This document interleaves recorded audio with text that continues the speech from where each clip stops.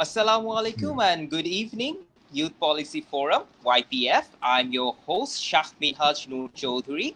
Uh, I'm a core member of Youth Policy Forum and currently studying Peace and Conflict Studies in the University of Dhaka.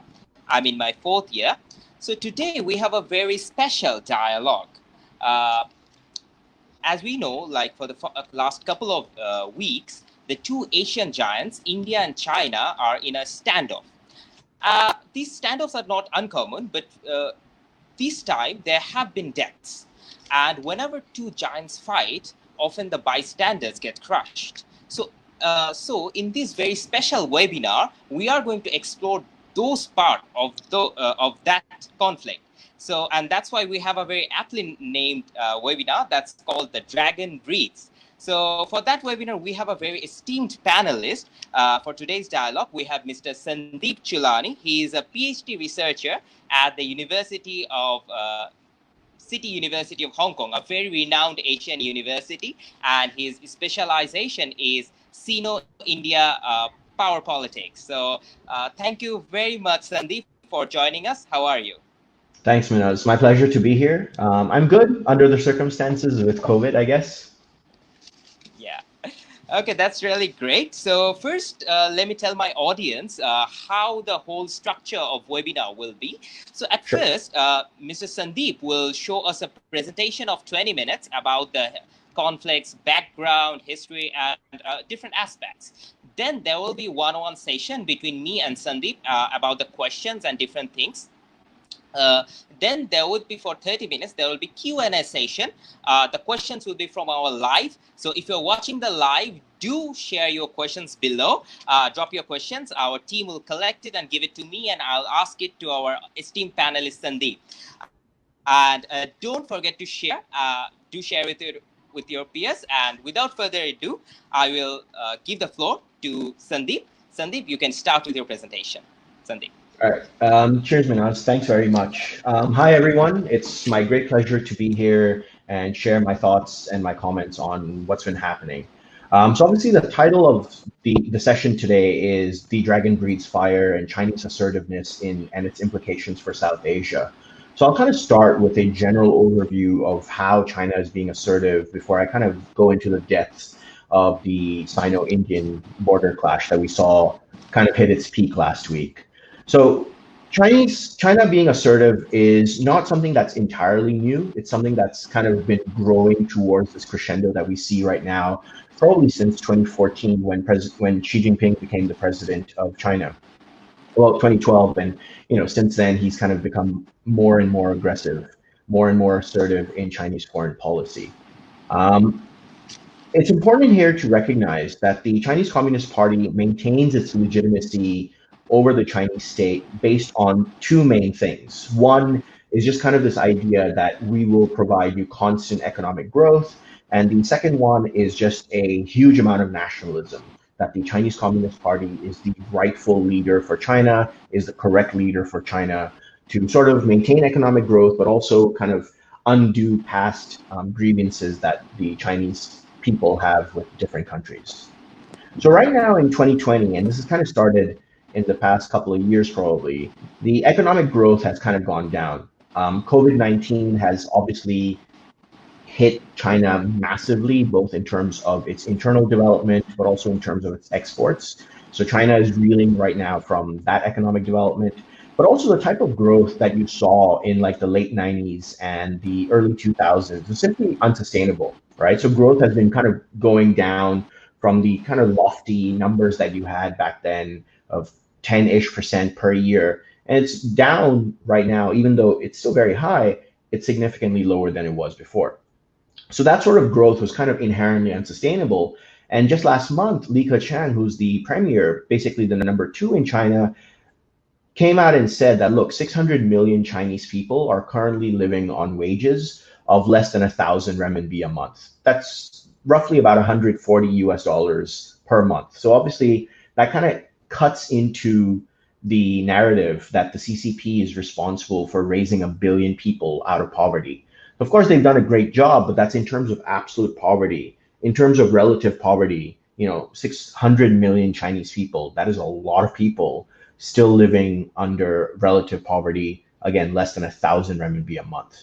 So in light of this, where economic development is slightly down, you kind of need to pump up that nationalistic fervor. And so you need to renew this belief that the Chinese Communist Party can kind of be the flag bearer for the Chinese people, ensure that they're not humiliated by other countries, particularly the West. Border disputes are kind of almost a default reaction as a result. And because loss of land to other countries is kind of this primary driver that the Chinese Communist Party says was the century of shame. So obviously losing Hong Kong to the United Kingdom was part of that. So right now, you've got China flying planes over Taiwan. Just a couple days ago, renewed hostility against Japan over islands, known in China as the Jiaoyu Islands, in Japan as the Senkaku Islands. They've been patrolling the seas in the South China Sea. And of course, the main topic that I want to focus on, aggression on the Sino-India border. Before I go into the specifics of what's happened, I think it's probably useful to give a sort of historical overview to the situation with regards to the border between India and China and the physical location of them. So India obviously gained independence August 1947. China became the China we now know under the Chinese Communist Party at the end of the Civil War in 1949. So both countries have in terms of time, have a very similar history. China this year will be 71 years, India 73 years. So in the 1950s, this is about a decade after both countries became countries, they realized that their borders don't really match up with the other country's view of the border. So here I want to kind of just define the borders, because there's three separate areas where you've got a border between China and India. In the eastern zone, you've got about 90,000 square kilometers. This is basically the state of Arunachal Pradesh. It's controlled by India, but it's claimed by China. Pretty much the entire province, the entire state, Arunachal Pradesh, is claimed by China. Then you've got the western zone, which is slightly smaller, but also fairly significant. This is approximately 35,000 square kilometers, ranges from 33 to 38. It's very rocky, sort of mountainous terrain, so estimates vary, but on average about 35,000 square kilometers. This is the Aksai Chin region, which is more or less controlled by China. And then you've got the central sector, which is just about 2,000 square kilometers of land. This is the Sikkim sector, right? So it's that small region of India, which is north of Bangladesh, west of Bhutan, and east of Nepal, just so that everybody is properly confused now. So you've got these three borders between China and India. And of course, in 1962 was the Sino-India War, where China attacked India to kind of eliminate the Indian pressure on the border, particularly because it's close to Tibet, and there's an important road there that connects Tibet to Xinjiang. So China attacked India with the premise that, okay, we want to reduce the pressure. This was kind of in response to Nehru's forward policy, where there were a lot of troops stationed there. Since 1962, there have been a lot of conflicts, small ones, skirmishes, but as Minhaz said earlier, at a border that isn't clearly delineated, this happens a lot. So in 1967, for example, there were intense skirmishes in Sikkim. Shots were fired in 1975, and this is in fact the last time that shots were fired at the border. In 1986 and 1987, you kind of had a very intense standoff in the eastern sector, and this eventually led to an agreement in 1993, which is the agreement on the maintenance of peace and tranquility along the line of actual control in the India-China border area. And further protocols were agreed to in 2005 and 2013. All right, so now we come to the question, right? Is the border skirmish simply a part of pattern of revving up national fervor in China, or is it something else? Like I said earlier, China is kind of having all of these conflicts in several areas. So is the Indian border conflict just one of those? Now, if you listen to the Chinese side of things, it was India that broke the peace. It was India that changed the status quo, and therefore it's India that's responsible for the current conflict. The facts on the ground kind of agree and disagree with this. The first thing you have to understand is this is a line of actual control. which in itself is, in fact, a very confusing number because there is no line per se. There are different zones, right? So you've got a zone where India says this is our land, and in that same zone, China says this is our land. So there is a line of sorts where obviously, you've got Chinese outposts and you've got Indian outposts. But the problem with this then is that very often, and remember, this is very mountainous, sort of hilly, rugged terrain. The problem then becomes very often when those patrols are patrolling the area or patrolling what they conceive to be their own border, they're going to run into the other side who is doing the same thing. And so you always have these kind of conflicts and skirmishes. But so when you hear that India broke the peace and India changed the status quo, this is backed up by certain facts. But like I said, the facts do agree and disagree with this. So the facts are as follows. In the past decade or so, India has been working fairly hard in trying to build up infrastructure and trying to build up roads to strengthen its position on the border and its presence along the line of actual control, just to maintain a strategic advantage. So last year, in 2019, in June, India completed a key road in the western sector. This is connecting an airfield which is near the border, to a couple of villages down slightly south. So the villages are further away from the border. Now, the problem with this is that it reduces the travel time for troops by 40%, right? And this year, India is building another feeder road that's going from that airfield in a straight line to what China considers its land. So India says, you know what, all of these things we're doing is on our side of the border. Whereas China says, wait, first of all, we think that's our land. But also, secondly, it is kind of reasonable to assume that any country that sees maybe a not so friendly neighbor building up troops, building up infrastructure, supplying an airfield on the other side of the border is going to see these acts as a unilateral change in status quo, which is kind of how China has reacted. So in early May, we heard of clashes on both the central, so there's the Sikkim area, and in the western sector. Right? And this was quickly said by both sides, you know what, it's not a big deal. These clashes were because of aggressive behavior on both sides. We're de-escalating, we're kind of toning it down. And the last such clash on the LAC in Ladakh took place in September 2019. So this is, again, it's just a mistake. These things happen. It's no big deal. So, when these incidents happen, obviously generals meet, you're going to have different levels of meetings, and you come to an agreement, okay, we both maybe made a mistake and we're going to de-escalate. So all of this kind of led to talks in early June, which was seen as a step in the right direction. It's what usually happens with the generals agreeing to de-escalate. Then last week, the night of June 15th, something went haywire, right? So the next day, India reported 3 soldiers had died, including a Colonel Santosh Babu. And then they revised that statement in 2 ways on the next day.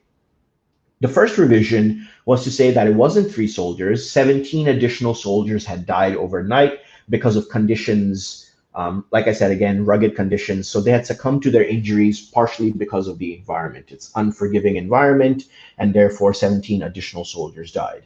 But the second change they made to the statement was to say that casualties were suffered on both sides. Now, the problem with China is they never release these numbers, or even if they do, they're going to release them well into the future, right? So the 1962 conflict between India and China, number of soldiers that died on the PLA or the Chinese side was not revealed until 1994. That's 32 years after the conflict. But from what we can gather, and keep in mind, this is all from Indian media and Indian military sources, is that Colonel Santosh Babu took a platoon of about 40 soldiers into the area where they had had a disagreement and aggressive behavior in early May, just to make sure that China was in fact de-escalating and reversing its position. And in doing so, they were ambushed by Chinese soldiers. What we do know, or what seems to be known, was that no shots were fired. Again, no shots have been fired since 1975, and no shots were fired this time either, which almost seems more gruesome because, again, injuries and casualties on both sides were not due to gunfire, but rather due to baseball bats or other sorts of lead pipes that were covered in barbed wire. So it seems almost a very gruesome sort of battle. So there have been suggestions that 17 bodies were handed over to the Chinese side. American intelligence has suggested that 35 casualties were sustained on the Chinese side, and Indian media has reported a number of 43, quoting V.K. Singh, who is the Indian Federal Minister for Roads and Transport and a former army chief, though the Global Times has said that that is fake news. Again, we won't know what the real number was, but I think what we can say is that there have been casualties on both sides. Okay, so that's all of the facts or the alleged facts that we know of, particularly, again, from the Indian side. So that's China's reason for suddenly getting aggressive. India built a road, India is building an airfield, and that's changed the balance of power, and therefore we had to respond. The next question then becomes, what about from the Indian side? Why have they done this? And again, there's, I don't have a door into Narendra Modi's office, so I can't say for sure, nor do I have first-person experience on the border. So I can just speak to three theories that have been kind of floating around. And the first one is kind of the most simple explanation, that this is basically a obvious security dilemma. And I've alluded to this earlier, right? India wants to have a strategic advantage over China in the region. Therefore, they have been strengthening on their side of the border. And as a result of that, China is always sensitive to borders because of the century of humiliation, because it ties into the CCP's narrative of legitimacy. And so India building the roads, storing up the airfield was seen as a threat, and China had to respond. Therefore, India had to respond. Therefore, boom. The second theory is one that's very popular, particularly with opponents of Narendra Modi. So the second theory is that this is simply a push by Narendra Modi, by Prime Minister Modi, to whip up nationalistic fervor in India as a distraction from his economic failures, right? So obviously his economic policies in India have not been that great. So he needs to kind of deflect away from that by distracting the Indian people. Now, remember that these roads and, the feeder roads to the airfields have been in various stages of development in both planning and building for several years now. So this isn't something that Modi just planned yesterday. This is something that's been going on since 2015. Like I said earlier, India has been trying for the better part of a decade to kind of shore up its own defenses. So obviously, in the wake of both COVID-19 and these clashes, there has been a massive nationalistic response in India.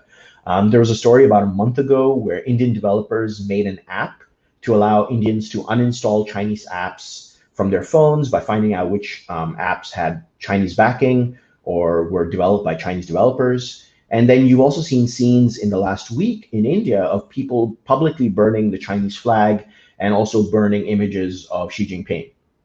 So, all of this kind of gives credence to the idea that it's just Narendra Modi trying to whip up nationalistic fervor. Having said that, so my opinion here is Narendra Modi's never been shy from using nationalism against, India's traditional rivals, Pakistan. Why would he try to prick the dragon, per se, if we're using the terminology of this talk? So it doesn't seem to make sense that he would purposely try to prick China. So the third reason is a more of a macro reason, which I think resonates with me, but also along with the first reason of the security dilemma. So the third reason is that India really feels encircled. Since the mid-2000s, India has been wary of Chinese development and Chinese engagement in South Asia. So here's where like I said, you have to take a larger picture into consideration. The Belt and Road project started in 2014, formalized in 2015. As a result of that, China has struck up partnerships with Bangladesh, Nepal, Pakistan, Sri Lanka, the Maldives as well, right? So the only immediate neighbor that India has that hasn't opted in to the Belt and Road project is Bhutan. Now, if you were to draw a line from all of these partnerships, you'll realize immediately that why India feels very much encircled. And this is known as the string of pearls theory, that China is building a bunch of pearls to kind of circle India. So let me just go into them kind of one by one. I won't go into too much detail.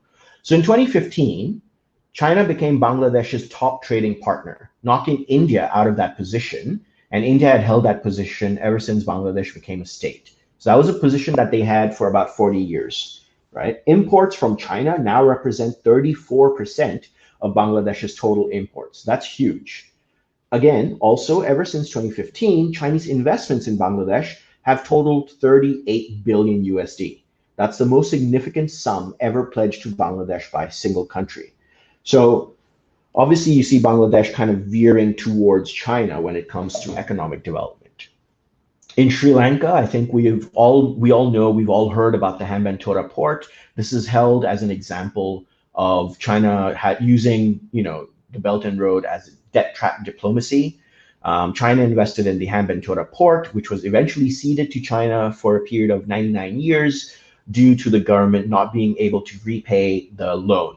The loan was $318 million. 85% of that was to one Chinese bank. They couldn't repay it, so they kind of had, all right, well, we'll just take the port for 99 years, and there, that's done. So that's obviously a concern that India has. Then, of course, you've got Pakistan and the China-Pakistan Economic Corridor, or CPEC, which has an estimated value of 50 billion US dollars. So this includes building roads, other forms of infrastructure, energy power plants, as well as the port in Godar. So you take these three ports, right? Godar in Pakistan, Hambantota in Sri Lanka, and the Peira seaport in Bangladesh, and you've got India feeling very much encircled and thus needing to act. So earlier I said China said, oh, India has changed the balance of power. India could make the same argument that, look, regionally, China has been changing the balance of power. And I haven't even mentioned Nepal or the Maldives, right? Nepal just this month decided to draw up new maps, which includes disputed territory with India, making New Delhi feel unhappy. So this is where we have to consider the spheres of influence. We need to recognize that China and India are the two big powers in Asia, right? They're the two large countries. Economically, they're too strong. They're not the two strongest, because obviously Japan and South Korea are strong economically, but they are two big, strong countries, and other countries kind of veer towards them. China's sphere of influence generally has been Southeast Asia. India's sphere of influence has generally been South Asia. But now India feels that China is kind of picking off its neighbors, which is kind of taking away from India's power. And so India therefore needs to act. What then are India's options, right? And when I say India's options, I mean right now to do with the physical conflict. Very quickly, I'll just kind of go into a little bit of what India could do in terms of solution. You've probably heard almost conflicting reports coming from the Indian government about the Chinese military's encroachment or incursions into Indian land. Narendra Modi famously, I guess you would say, said a few days ago that, China has not encroached on Indian land. There is a conflict, but it's not on Indian land. And his opponents have really kind of picked up on this. Military generals have conflicted him, saying that China has been building army tents and kind of building infrastructure up to 40 kilometers into Indian territory. I put that in quotes because, like I mentioned earlier, in a zone where both sides claim that this territory is ours, you can't really say which one is ours, which one is theirs. So this is actually one of the issues that Narendra Modi has. Unlike President Xi in China, he doesn't get absolute control on information flows and narratives in India. He has to deal with a free press that's doing its own investigations, that has its own contacts in the army, and that's revealing information that maybe he doesn't want revealed. He has to deal with a weakened but still very vociferous opposition. Rahul Gandhi from Congress called him out on saying that, I think he called him not Narendra Modi, he called him Surrender Modi on Twitter. And of course, he needs to look forward to elections. So he can't maintain a popularity if he is seen as losing face or losing land, particularly losing land to China. So from a political point of view, he has less options than President Xi does in China. I think it's fair to say that both sides don't want escalation. These are obviously both countries that are nuclear powers. Both countries have massive armies. Both countries spend a lot on defense. So they don't really want to have a full-scale war. Traditional army-wise, China probably has an advantage, but in the region, in the mountainous regions, India is more trained, and those troops are probably better suited than the Chinese side.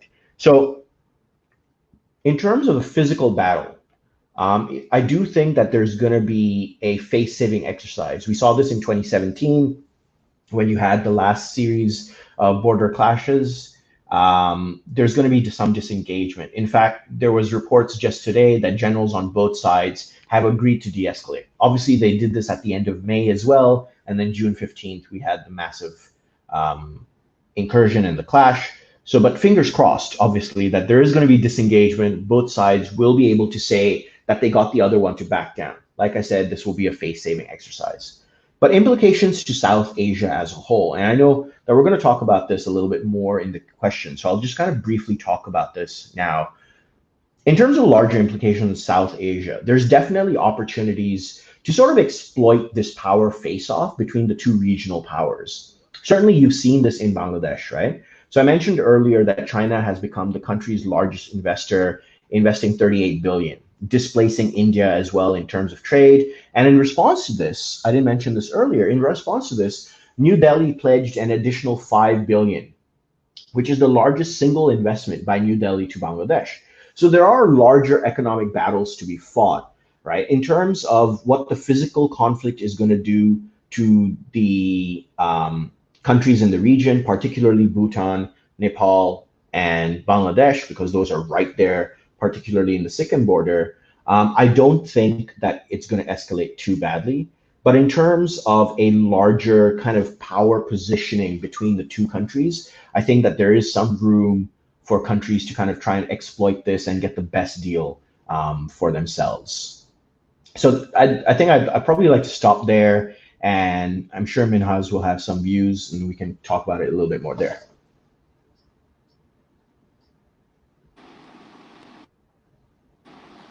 Thank you so much, Sandeep. Can you hear me? Mm-hmm.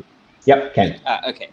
Thank you, Sandeep, for this very amazing presentation. And there were many things that was really thought-provoking, how you said about the economic aspects and also how the political and nationalist agendas of the or the allegations that are coming up.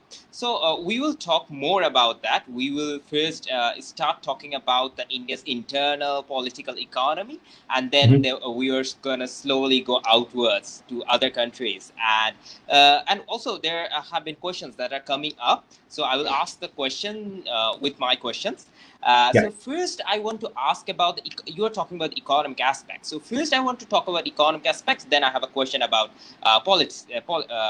politics. So first, economic aspects. So if we see the trade between India and China, they are big trade partners. So, but recently there have been a chant that you were mentioning, the burning of Xi Jinping's faces, Chinese flags, and many things. And there have been a call to cut off the trade between India and China completely. But if the trade is cut off, India will lose more than 6% of their export, and China will lose less than 3%.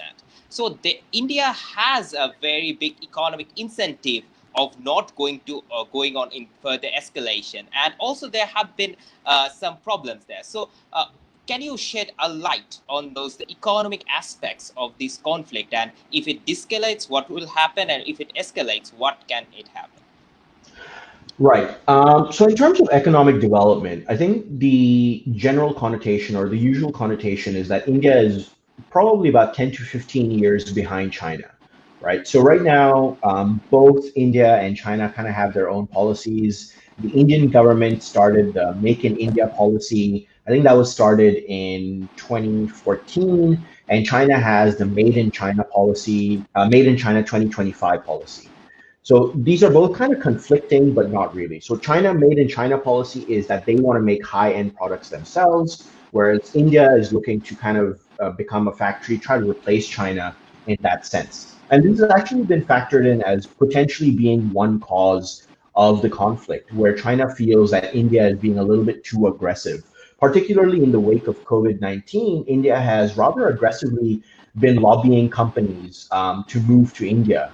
There was a story a couple months ago where Uttar Pradesh had a meeting with 100 American companies who were looking to move their base of operations away from China into India. And this is why I alluded to earlier why, if Narendra Modi is trying to whip up nationalistic fervor using border conflicts, it does make sense because they would have been in place a few years ago when his economic policies were not doing so good. As a result of COVID-19, both countries, obviously, I think most countries around the world have suffered economically. But like you said, India has slightly more to lose than China does. China is also a lot more diversified in terms of where it's getting its revenues. It has some larger trade partners and some smaller trade partners, as most countries do, but it is less reliant on a single partner. So like you said correctly, economically, if these two countries were to go to battle, it would be worse for India than it would be for China. Having said that, I do think that there isn't any appetite, even on the Chinese side, to go to have an economic war or a trade war with India. They're reeling as it is from the trade war with the United States. So there will certainly be, I think, a de-escalation of sorts, even in that aspect. Thank you. That's a great point that you mentioned at the very end, that this can be a relay of the trade war, and we will go into the US aspects in a very soon. So as I was saying, now I'm going to talk about the internal political aspect of India. So we are seeing for the last few days from the Twitter and the remarks of the Congress and BJP, we have seen that Congress has shown a very aggressive approach, a very nationalist approach, far more than BJP. And BJP, on the other hand, has a very passive approach. They're showing that they want peace. And that was completely opposite of how BJP and Congress have behaved throughout the history. And like you mentioned, if Narendra Modi is using it for its own nationalist agenda. So, it can be seen that Congress is using it, and why the internal political mindset has been changed completely, and why BJP, the most nationalistic party, is kind of going on in a passive way. So I think you actually touched on a very important point there. Historically, the roles have been reversed because historically, Congress is the party in India that is the dominant government, whereas historically you've had other parties. The BJP only really started becoming prominent in the 1990s. As a result of that, I would say I think that's really the main crux as to why Congress is now coming to terms with being the opposition. And they're realizing that being the opposition is, if you will forgive me, it's easier than being the government. Because in government, you actually need to come up with constructive policies. You need to figure out a way to de-escalate. But Congress right now, like I said, Rahul Gandhi posted the other day that, oh, this is surrender Modi. That was very provocative. If in some parallel universe, Rahul Gandhi was the prime minister, he wouldn't be that provocative because obviously his role as prime minister is to try and de-escalate. But what Congress obviously right now is trying to do is win votes for the future election. So internally, they're trying to show Narendra Modi as a weak leader. But that they can only do that because they're the opposition. So you do have this role reversal per se, and I do think that's because the BJP is now in government. It is the main policymaker, if you will, and therefore they need to be more constructive. And like I said earlier, Narendra Modi is smarter than trying to prick the dragon. He's not going to try and have an out-and-out war. And you saw this in reaction to Pakistan in 2016. The reaction from India was very militaristic. It's like, all right, let's fly jets over and bomb what they said were training camps in Pakistan. But you're not going to see that with China because he knows that China has just as many, if not more, tools in the bag than India does. So Narendra Modi has to be slightly more passive, whereas Rahul Gandhi is just fighting internally. He can throw the kitchen sink at Narendra Modi. Yeah. Okay. Yeah. That's a very good take on it. And now, as you were saying about the US and the international aspect, so now I want to go to the international aspect of this conflict. So it's no brainer that USA is the biggest ally of India in this conflict. So, Mhm. and US's connection with China has been colder in the last few decades and years, and it's becoming more and more cold. So, what are the probabilities of USA using this conflict as a proxy or something to hurt China? Um, to be honest, if when you start considering the United States, the first thing you have to say right now is that the president is Donald Trump. And so as an actor, he tends to be a little bit more of an irrational actor. It's a little bit harder to predict where Donald Trump is going to go. What I can say, militarily speaking, I mentioned earlier that one of the things that China has done is that they've increased patrols in the South China Sea. And as a response to this, the United States sent a battleship into the Malaysian Straits to try and push back the Chinese battleship that had kind of just decided to swim down, if you will, farther than they ought to. So what you can see is, even though Donald Trump talks very often, this morning there were conflicting reports whether the trade deal with China was still continuing, whether it was off. The statement seemed to be coming from Donald Trump that the trade deal is still on. So it does seem that the United States' current trajectory is to maintain or to kind of push for its own benefit. Um, Economically, they want to have a trade deal. Militarily, they seem less keen, but there are several examples of the United States military still backing up its allies in the region. So there is a certain pushback. So insofar as the United States using the Indian conflict, I think the chance of that is low, not because Donald Trump wouldn't want to use it, but because I think India itself is going to de-escalate, and so this isn't going to be a prolonged conflict. Um, Truth be told, the fact that it's gone over a month, right? So the first reports of the skirmishes were on the 5th of May, the 5th of May in the Western Front, 9th of May in the Sikkim region. The fact that this kind of tense period has gone on for over a month is kind of telling that this is quite serious. Having said that, so far it seems to me there is an attempt on both sides to resolve this bilaterally. There has been no indication that India has gone to the United States and asked for help. Donald Trump has said that both sides are dealing with it internally, so I don't need to do anything. I do think the United States is has its hands kind of full. I don't think they need to put their hands into this conflict unless it grows, which again, like I said earlier, fingers crossed it will not. It will be incomplete, our discussion, if we do not talk about two other players in the international arena. One global player, that is Russia, and a local player, that is Pakistan. And both of them have had a very silent response to it. They have given statements. They haven't said something not that big. So I would like you to shed some light on the stance of Russia and Pakistan on this. I'll talk about Pakistan first, just because Pakistan's reaction has been, if you will, slightly more telling. Pakistan, obviously, like I mentioned earlier, relies a lot on China right now. The CPEC, the China-Pakistan Economic Corridor, is worth 50 billion. There's a lot of investment going into Pakistan from China. So Pakistan has even been silent on things like Xinjiang, saying that it's a Chinese internal matter, so we're not going to comment on it. So the fact that Pakistan has decided to not, explicitly support China can be down to two reasons. One, they actually believe that China might be in the wrong here, and therefore they don't want to explicitly support it. What's more likely, however, is two, that they don't want to anger India. Like I said earlier, India doesn't have as much of a reluctance to attack Pakistan, particularly with Narendra Modi as prime minister. So Pakistan might want to try to simply be away, as removed from the conflict as possible. Having said that, Pakistan is actually a key player, just because some of the land that China claims or China controls in the Western Front is actually land that Pakistan has ceded to China previously.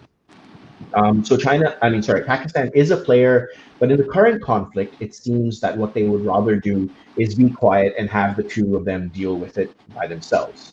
Russia, similarly, traditionally, Russia is actually a fairly decent ally of India. And obviously, ideologically, Russia and China go hand in hand with each other, not on all matters. There are obviously significant disagreements there as well. But generally speaking, on a spectrum of allies and rivals, they would fall on the same side. So Russia, for the same reason, probably has been quite fairly quiet. First of all, again, these are very odd times with COVID-19. Russia is struggling internally a lot, as is India, of course. So that might be one reason why they've decided to just stay out of it, is like, we have bigger things to deal with internally right now. But two is simply the historical relationship that Russia has with both countries. They probably don't want to take sides. That's just simply the rational thing for them to do. Thank you so much. Okay, so now let's come back to the border aspect of the issue. So right after we announced that webinar, and when the news of conflict or the death were coming up, so one question came to a lot of people's mind. People asked in the message, and I think you can explain it a bit. Like, there's a common question that why those soldiers are dying of hand-to-hand fights. Why they can't use weapons? And if you can shed light on those treaties, and small in a very short, I guess our audience will be very happy if you share some light on that. Okay, so like I said earlier, after the conflict in the late 80s, China and India kind of came together and had an agreement on how to engage together in 1993. This was then padded by other agreements in 2005, 2013. Part of this agreement is that we want to not have gunfire. The idea back then was, if we don't have gunfire, people won't die. Theoretically, this has kind of worked, right? So obviously, like I said, because you've got these two different zones, you're going to have soldiers always kind of cross paths with each other. On a good day, they're going to say hi and then move on. On a bad day, they're going to start fighting. With guns, you would probably have a lot more conflicts. You would have a lot more casualties. But without guns, what it means is that the sort of behavior you have is a lot more brutal, is a lot more aggressive. Like I said, they're carrying steel rods, they're carrying rods covered in barbed wire. And that's just next level brutality, if you will. But one of the agreements that China and India have is that during patrols, they're not going to have gunfire. Obviously, they've got other agreements, and those agreements sometimes haven't stuck. But so far, this agreement on not having gunfire has stuck. Thank you. So this question was as a context of the following questions that I was planning to ask. So sure. In the theories and practices of de-escalation or disarmament, we have seen when the countries agree to use less weapon, it means less less militarization, less conflict usually. So, but in this case, we have seen, though they have banned weapons, the militarization of that border had increased many folds. So, my first question is, when these two countries did the treaty, was there ever intention to demilitarize, or it was just a quick fix? Or second of all, are those countries really willing to do a treaty that actually a bit demilitarize that zone? So this is complicated on several levels, but let me try and get into it kind of one by one. First, on the question of whether or not there was an intention to demilitarize the zone or to delineate the border properly. Like I said, there's a line of actual control, which is not a line, it's a zone, right? So both sides claim. China in the 80s suggested a clean swap, all right? So we'll take the West, you take the East, we'll split the middle, and the middle is kind of pretty much, there is a very much a valid border there, right? There are some small areas, but also the central zone or the central sector tends to be a lot smaller. It's only about 200 square kilometers. So there was this idea that we should just have a trade swap. Back then, India was unwilling because they would be ceding a large part of the land, which they felt is obviously theirs.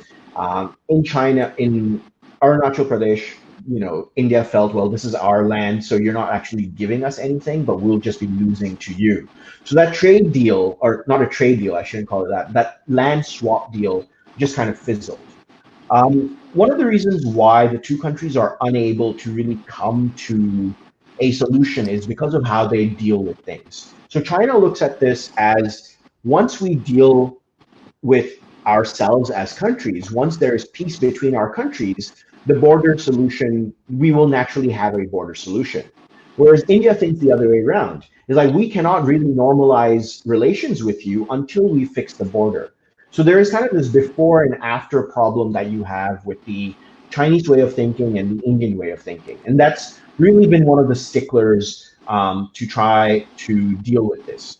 The other side of this is, I mentioned in Arunachal Pradesh, that's mostly controlled. It's obviously controlled by India. There is one town there. The name escapes me right now, but there is one town which is often cited in Chinese media by Chinese generals as being part of China. So, and China would not be willing to just kind of give that up now. India obviously is not going to be willing to give that up either.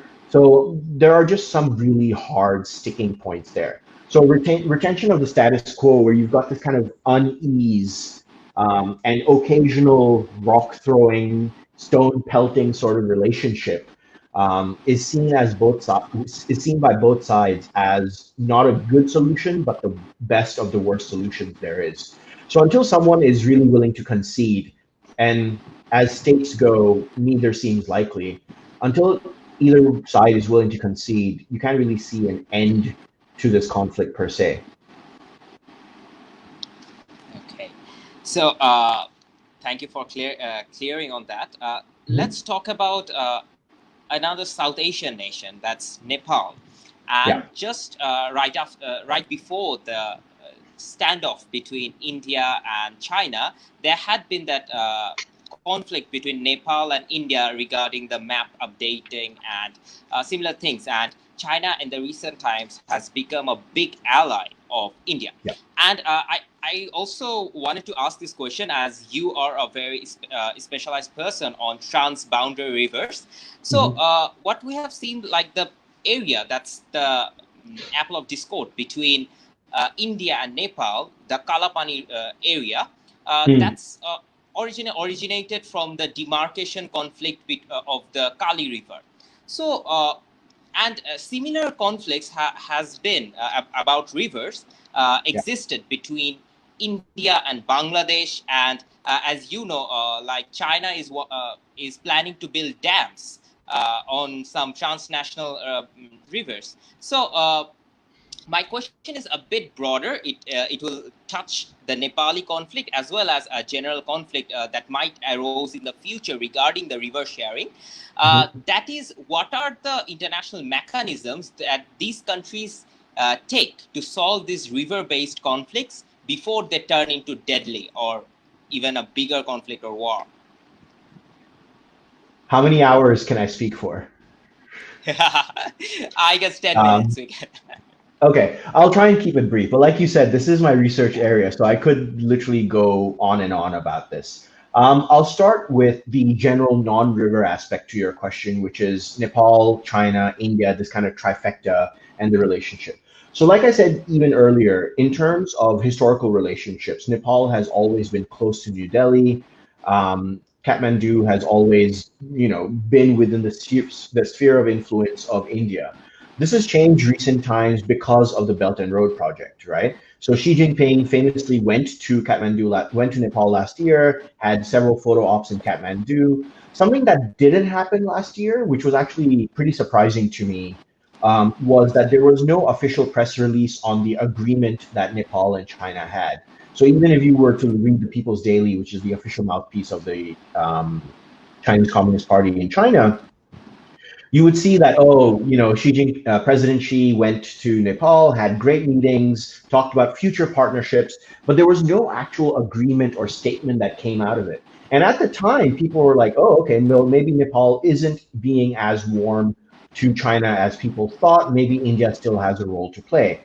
And then you had this bombshell, like you said, a couple of weeks ago, where Nepal seems to have become strengthened because of various trade deals and because of future potential investment that China seems to have promised it under the Belt and Road, to kind of take this sort of aggressive stance against India, again, which is historically its partner, with regards to its own border disputes. So it's had new maps which demarcate areas which are in conflict, showing it as part of Nepal.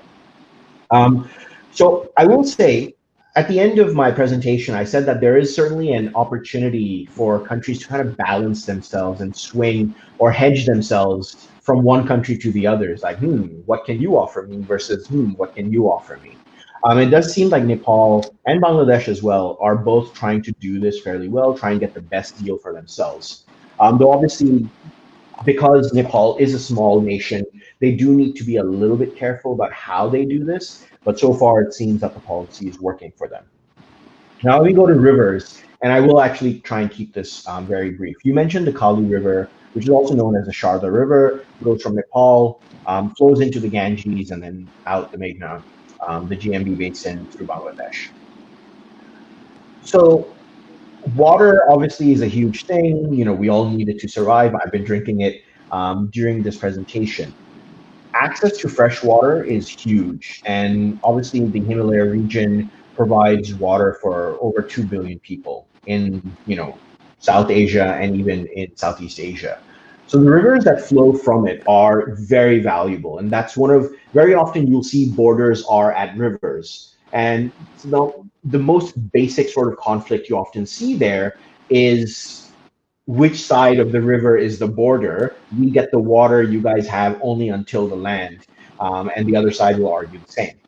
So how do countries deal with this? Well, there's obviously a number of ways. You can do this by institutions, so you can have governing bodies. A lot of places in Africa do this as well. In Asia, you've got things like the Mekong River Commission, which deals with the Mekong River. India and Pakistan famously have the IWT, the Indus Water Treaty, that was signed in 1960 and has survived 3 wars, a number of conflicts, number of military coups, so on and so forth. So that's a treaty that has stood the test of time as well. Now, to your question, how do countries resolve this? There is naturally a question of power asymmetry, right? Where Nepal, despite being the upriver country, is significantly disadvantaged when it comes to dealing with India, just because of India being economically, militarily, politically more powerful than Nepal. And this could be seen as one of the reasons why Nepal is, diversifying its own connections, potentially to the other regional power, which is China, to try and ensure that it doesn't get cut out of these negotiations, so that it has a chip in its back pocket that it can take out anytime against India. So to give you a very brief answer, there are various mechanisms that countries can use to try and negotiate, but obviously they need both sides to opt into this, right? We live in a world where no country can really force the other country into doing something unless you really go to military battle. And to answer that last part of your question, when do countries go to battle over water? It's highly, highly, highly unlikely. I think states recognize that, look, we want to get water because we want our citizens to survive. Going to water and having our soldiers, our citizens die as a result is not worth it. There are ways to share water, particularly from a consumer point of view. So there are ways, you can build dams, and that's a supply side sort of mechanism to try and reduce the water flow, to try and hoard water. Or you can come up with sort of technologies, you try and develop ways to ensure water sharing in a better way. Famous example, last year in Kenya, there was a solar-powered water desalination plant that was installed, and China is looking at this. India is also looking at this to try and maximize and try and grow the amount of water supply that they have. But I'll stop there, just because, like I said, I could go on for hours probably on this topic. Yeah. Okay. Yeah. We have talked about a lot of issues, like from the internal politics to the international allies, and now the water. So we have talked about a lot of issues. Now let's take some questions. We have some questions, and I will collaborate the questions with my questions, because some of the questions really align. Sure. Okay. So one question is, I just want to ask, when this conflict was happening a few days ago, India won the United Nations Security Council seat with a really high vote. And like I said, in the media, it was portrayed as something really big. But the term starts from 2021, and so it might not have any effect on this conflict. However, this is the second time India has become a part of this elite club since 1992. So this time the condition is different, because in the last time in 12 there was no Modi. So this time, and like India in the recent time has been very assertive in the United Nations, and they want to be a part of the permanent membership club. So even if they don't get the permanent membership status, with this non-permanent membership status in the next 1 or 2 years, what should be the target for India to achieve? Let's see. All right, so I'll kind of break that down into two things. One, in terms of India's desire to be a permanent member of the Security Council, and two, what can they do with a non-permanent seat? So first, on the idea of India's campaign to really have a permanent seat on the United Nations Security Council, it's not going to go anywhere, bluntly. Obviously, in order to do that, you would require a supermajority of the General Council, but also no vetoes from the Security Council. I can't see China saying yes to India. They're not even going to abstain. They're just going to straight up veto that. So that doesn't seem likely, particularly right now with a conflict happening, right? Maybe, I don't know, 30, 40 years down the road, when you don't have nationalistic leaders on both sides, it might be a possibility, but it seems highly unlikely to happen right now. So secondly, what can India do by being in the Security Council? And obviously China, the 5 permanent members have a lot more weighting when it comes to issues that are discussed in the Security Council, or what sort of things are even going to be placed on the agenda in the Security Council. Well, what India can do as a non-permanent member is try to obviously be part of that discourse, right? So you're not going to be able to tell China, hey, you shouldn't do this or you should do this, but it's probably going to be able to shape the way that the United States kind of engages with China. Like I said earlier, militarily speaking, the United States has still been willing to defend its allies in Asia, so it hasn't, turned its back on Asia despite COVID-19, despite economic downturn, despite Donald Trump being there. So you do see certainly that the United States is still very much a player in the international realm in Asia. And so what India can do as a result of having this seat is officially try to shape the discourse around their own sort of needs. And so what this non-permanent seat does is it gives them, not complete, but it gives them a role in agenda setting. And that's obviously super important, not only in terms of balancing China, but also in terms of balancing Pakistan. Yeah. Thank you. And this question was actually placed for another question that was supposed to come, and that is about another international organization or alliance, should you call, that is BRICS. So in this very small group of alliance, both India and China has been a part of it. And recently we have seen the activities of this organization has been diminishing. And so this is the question: is BRICS dying down? Is it the beginning of the end for BRICS? Okay, so the BRICS countries are Brazil, Russia, India, China, and South Africa. These are a group of developing countries that saw themselves as developing faster, or being more developed than most developing countries. These are the kind of predominant, or like the preeminent 5 developing countries that the world had. The partnership between these countries have been diminishing for a number of reasons.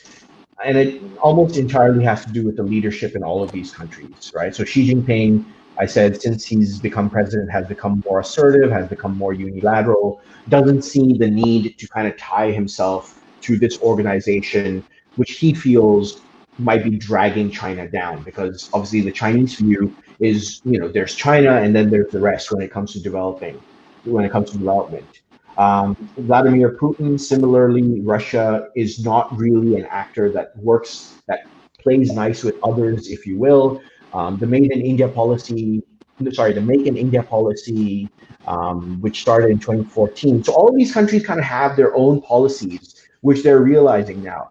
The BRICS institution or the BRICS community, if you will, was stronger when they felt that they needed each other to, really take the next step. And as most of them have taken the next step, that organization, if you will, has indeed diminished. Is it the beginning of the end? Academics hate predicting the future. So I won't say it is the end of BRICS, but yes, certainly the importance of BRICS or the reliance of those individual 5 countries on the organization as a whole has definitely diminished.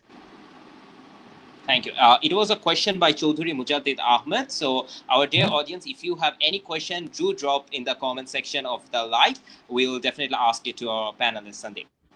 Okay, so for the next question, it's about the internal condition of India. It's about the 7 sisters of India that close. And that's closer to Arunachal and the borders of China. And for a long time, 7 sisters had separatist tendencies. So, what are the factors that play into here? And does India has a fear about 7 sisters aligning something with China? So off the top of my head, I would say no. I'm going to be honest in saying that I haven't ever seen anything about the 7 sisters. So the 7 sisters are Arunachal Pradesh, Assam, Manipur, Mizoram, Nagaland, Nagaland. Tripura, Yeah. and did I mention Meghalaya? No. All right. So it's those 7, or maybe I Yeah. repeated. Maybe I repeated, but yeah. So it's those 7 where they wanted to kind of have a new. They kind of wanted to break away. Yeah. No, I haven't seen anything that suggests that they would try to work together with China to create problems for India. Like I said, I can't say definitively because I am not particularly well versed in this. But off the top of my head, I would say no to that because I haven't seen anything. If there is something out there, I apologize. Yeah. Okay, so that's fine. Okay, so let's go to another question asked by Mr. Mazook Ahmed. So the question is that kind of relates with the USA question and the alliances of India question. So is there any chance India would go on to make an sort of pro-India, anti-China alliance with USA and other Middle Eastern countries that are kind of US aligned, just as Saudi Arabia? And is there any possibility of making a sort of alliance to make the stronghold of India more strong? So not with the Middle Eastern countries, but recently there has been talk of, I believe it's Canada, New Zealand, Australia, the United States, and India forming an alliance to basically try and, I won't say take down China, but try and balance against China. And in fact, from these 5 countries, it is India that has been reluctant to really sign up to this partnership, which personally I can't understand why, because from those 5, I would imagine that India has the most to gain out of a relationship with those 5 countries against China. The suggestion seems to be that India does not want to partner, officially have a military alliance with the United States because of the military alliance between the United States and Pakistan, which is, so you kind of have this odd dynamic of 5 or 6 countries being in bed with each other.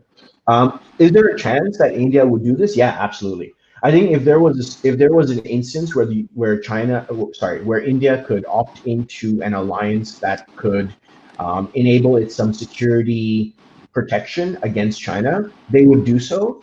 But having said that, I don't think India is desperate to do so. Like I alluded to earlier, India is a nuclear power. The army is not weak by any metric.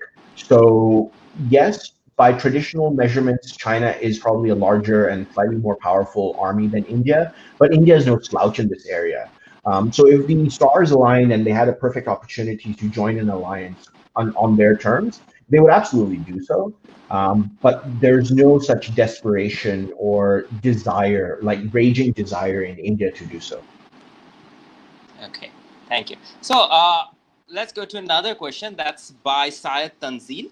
He Yep. asked that it kind of relates with something that you mentioned about in your presentation, like that Mhm. India, Narendra Modi has to deal with the press, opposition, but Xi Jinping, his counterpart, doesn't have to deal with many of these things.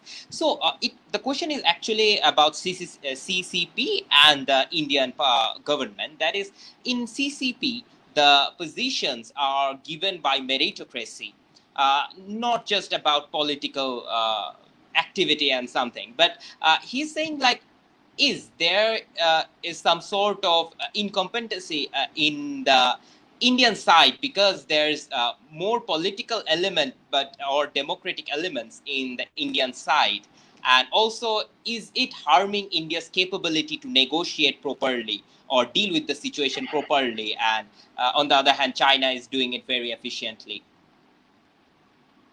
So this is it's a very, very, very good question, but I'll kind of unpack it at several layers. First, China internally, the idea that China or the Chinese Communist Party is a pure meritocracy is not entirely true. Obviously, it is based to a certain extent on merit, but nepotism and which clique you are in, which side you are in, does play a part. Like Xi Jinping, when he came into power, definitely purged a lot of his enemies within the party. And so I should probably clarify, when I said earlier that Xi Jinping doesn't have to deal with things, that was to say that he doesn't have to deal with elections and opposition and a free media. He does have to deal with internal power politics. Like, there are party leaders of the CCP who could swing against him if he does a bad job. But so far, in their opinion, he seems to be doing fine. So it's not such a big deal for him at the current point in time. Um, to the larger question, however, as to whether, because India is a democracy, therefore it has a strategic disadvantage when dealing with an authoritarian government where everyone kind of falls into line. The short answer to this is yes. The long answer to this is yes, but. So, yes, in a nutshell, it's obviously a lot more efficient when you're doing military action, when military decisions need to be made. You're not as accountable to the people. You don't tell the people how many soldiers died. Having said that, Xi Jinping has to deal with various factions within the party. So there is going to be the hawks particularly in the PLA side, who will be like, you know what, we should go to war with India. That's our land. We should try and get back this land immediately. And then there's also going to be the less hawkish faction in the civil parts of the civil section of the Chinese Communist Party that's going to say, you know what, going to war with India would not be wise. We need to focus on the economy. India, going to war with India or Indian consumers boycotting our products is going to have a huge cost. We cannot opt into this. Right now, we need to focus on our economy internally. So I would say the answer to the question is publicly, yes, India probably is at a disadvantage. Having said that, publicly, India also has the advantage of being able to control the narrative internationally, right? So, like I said, all the information that we hear is from the Indian side. And make of that what you want. Like, there will be people saying, oh, then obviously India is going to lie about the statistics. Like I said, the uh, the spokesperson for the foreign ministry in China said the 43 soldiers died was fake news. But India gets to control that narrative, being like, you know what, we lost 20 soldiers, but they lost more. And China has an issue because they don't want to come out and actively refute this, because they don't want their people to have the information that some Chinese soldiers died. So it is kind of pros and cons, right? In order to maintain power, you need to kind of have a veneer of perfection.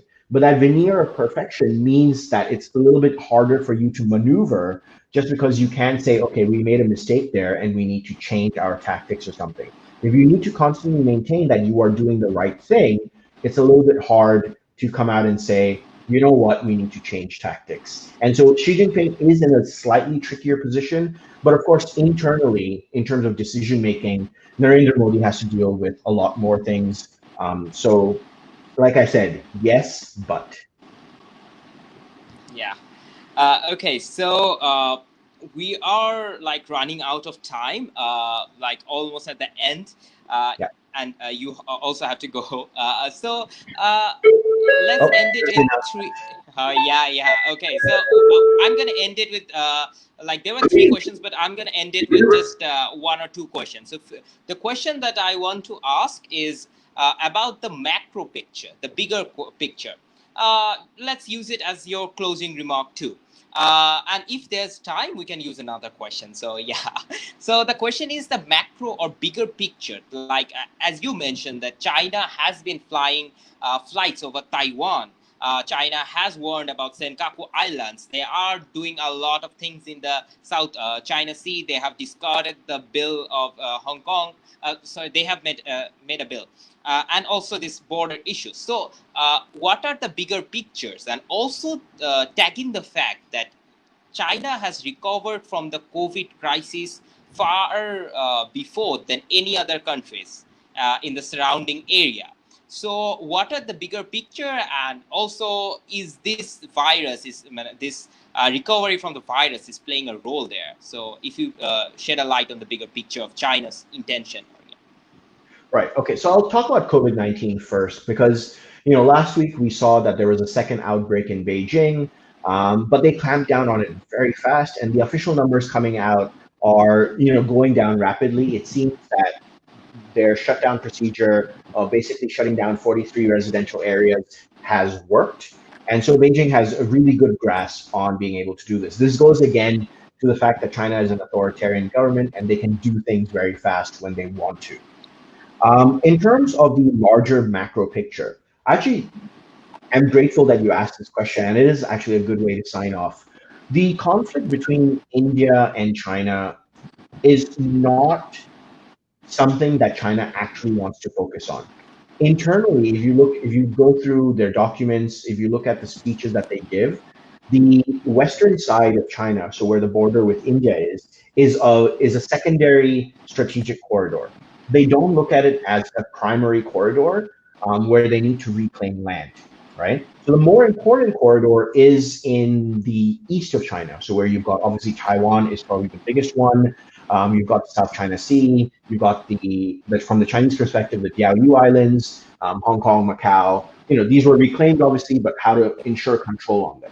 So yes, from the macro picture, China's perspective is, these are more important. We need to deal with these. We want to make sure that Taiwan doesn't become kind of too radical and go off and do its own thing a little bit too much. We want to make sure that similarly that Hong Kong doesn't become too radical, go off and do its own thing. We want to make sure that we can tell our people, like I said at the start of my presentation, that the CCP, the Chinese Communist Party, is doing everything that it possibly can to ensure that China, the country, is not embarrassed by foreign powers. Because that is truly a core thread to their legitimacy in China, right? Unlike other countries where you've got elections in order to gain legitimacy, China says, forget politics. We will ensure economic growth and we will ensure foreign relations are strong, and therefore we're going to do fine. So the macro picture of China is it has obviously in the last decade or so become, I hasten to say it's a superpower, but it's nearing there. If it's not already there, it's pretty much there, right? By some metrics, its economy is larger than the United States. Obviously, by other metrics, it's going to catch up soon. In terms of its population, it is the largest in the country, though India might catch up to it by next year. In terms of the working population, India is going to have a larger working population sometime this decade. So there are things that India can pick up on and to ensure that it actually grows in a more better or in a more sustainable way than China, right? So China has learned from the failure of the Soviet Union that you cannot decouple investment, you cannot decouple the economy from politics if you want to maintain control. That's something they're doing fantastically right now. And that's something that India is also trying to pick up on, how to best grow industry without losing control over that industry. You don't want to give foreign companies too much power because that's when you kind of fall into the middle income trap. So all in all, the large implication for South Asia, and I'll probably finish with this, is that China is, in the region, it is definitely already a status quo power. how China and India face off each other is going to determine probably the next decade or the next 2 decades at least of development in Asia as a whole. So how smaller countries, and I'm not only talking about Bhutan, Nepal, Bangladesh, I'm also including mainland Southeast Asia countries, so Vietnam, Laos, Cambodia, Myanmar, how these countries place themselves vis-a-vis both of these regional powers will really determine how much they can grow, how much investment they can get from the other countries as well. And so really the thing to really try and balance is don't don't prod the dragon, don't prod the tiger, and try and get economic growth from both, but don't become over reliant, as we've already seen in the case of Pakistan, as we've seen in the case of Sri Lanka. And to that end, so far, like I said earlier, Nepal and Bangladesh have been doing fantastically. Yeah. Okay, so I can see we have some time, so I really want to ask this question. As we have talked about China, if we do not talk about India, that would be a bit like injustice. So the question is like, as you were mentioning about the string of pearls and the souring of relationship between India and its neighbors, like Nepal, Bangladesh, Sri Lanka. So will it be like this conflict and this clear show of support of its old allies to China, a wake-up call for India so that they, rethink how they are dealing with their neighbors, and will there be any change of India and its neighbors so that they can gain support in the future? Maybe that will be the last question. Yeah. In a nutshell, yes. Probably other than Pakistan, because that dynamic is just has its own life. So probably other than Pakistan, I'd say yes. In the wake of China investing in the Hambantota port in Sri Lanka, putting 318 million there, India tried to negotiate to actually have half control of the Hambantota airport. The airport is actually that airport is interesting. You read up on about it. If you just Google Hambantota Airport, you'll find I think at least 3 or 4 articles calling it the world's emptiest airport. They haven't had a flight there since 2018, and yet India was willing to invest up to 300 million US dollars to try and convert it into a flight school of sorts. I don't think India has a shortage of flight schools. What they were really trying to do, obviously, is try to balance Chinese investment into Hambantota. I don't think anything came of that plan just because the president changed. So Mahinda Rajapaksa obviously is no longer president. Now his brother is president. So we'll see if that plan is ever revived. With Bangladesh, I mentioned New Delhi decided to up its investment in Bangladesh, putting in $5 billion in one go, which is the largest single investment India has made in Bangladesh. So to answer your question, yeah, other than Pakistan, I think India is definitely waking up to the idea that it cannot be complacent with its neighbors. It cannot be complacent in its relationship with its neighbors. And certainly what's happened 2 weeks ago with Nepal is going to be a massive wake-up call. I do think India needs to rethink how it engages its partners, not only in a big brother, little brother sort of relationship, but also actively providing them with the sort of economic growth that these countries are kind of desperately looking for. Okay, thank you so much for the brilliant answer in the last question. And on this note, I would like to thank to our honorable audiences too. If you are listening to it right now, or if you are listening to it in the future when it will be on the page or in YouTube, thank you for staying with us and asking questions and enjoying. I guess our honorable panelists enjoyed it too. I guess there will be a better webinars from our sides in the future. And if you're new to YPF is a policy dialogue platform that discusses different national and international issues. We make different series and dialogues on different issues. We have done a very successful budget dialogue, and in the future, we are making FDI series and reformation series. So if you're new here, please like and subscribe Youth Policy Forum and stay with us. And thank you very much to Sandeep for staying with us. Thank you so much. Thank you so much for having me today as well. I'd like to thank YPF for having me on, and I look forward to seeing you guys again, maybe down the future, to talk about rivers. Yes, of course. Okay, bye-bye. All right, cheers. Bye.